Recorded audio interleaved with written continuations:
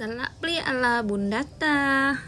Assalamualaikum semuanya. Jadi ceritanya hari ini aku mau bikin salak pli. Kebetulan ini ada 1 kilo salak yang dibeli sama Pak Suami. Untuk bikin salak pli biasanya kita pakai salak yang agak asam-asam manis gitu ya. Oke, lanjut. Pertama kita siapkan cobek, masukkan garam, gula pasir dan cabai rawit. Pasirnya harus ditaruh banyak ya, karena kan rasa plinya masam. Oke, langsung aja kita olek-olek cabai, gula sama garamnya ya. Setelah cabenya agak sedikit hancur, langsung kita masukkan pliunya. Langsung kita ulek-ulek lagi ya.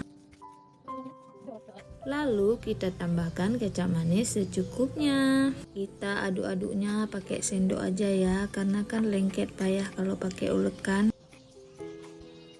Kita pindahin aja ke baskom yang agak lebih besar ya, biar enak ngaduknya. Lalu tambahkan sedikit air. Ini airnya air matang ya. Di sini saya mau nambahin sedikit lagi kecap manis biar warnanya agak clean lagi ya Bun. Sebenarnya mau tambahin kecap manis yang banyak nggak apa-apa juga ya Bun, karena ini nggak ngaruh ke rasa asam pliunya. Kalau rasa pliunya udah pas, langsung kita kupas salaknya ya. Lalu kita iris-iris tipis seperti ini. Dan ini sekalian biji-biji salaknya aku masukin ke dalam asam plinya. Pas kalian makan jangan ditelan bijinya ya, nanti kalian tegelangan mata. Aku tidak mau bertanggung jawab ya. Dan mohon maaf juga jika resep yang aku share ini beda ya bunda-bunda. Ada juga yang tidak pakai kecap manis. Kembali ke selera masing-masing ya. Kalau aku sih untuk resep salak plinya udah cocok dengan resep ini ya. Dan setelah semua salaknya siap diiris-iris, langsung kita aduk rata sama asam plinya. Ini tadi ada aku tambahin gula pasir lagi karena masih kurang manis. Dan ini salak plinya sudah siap, mari kita pajo.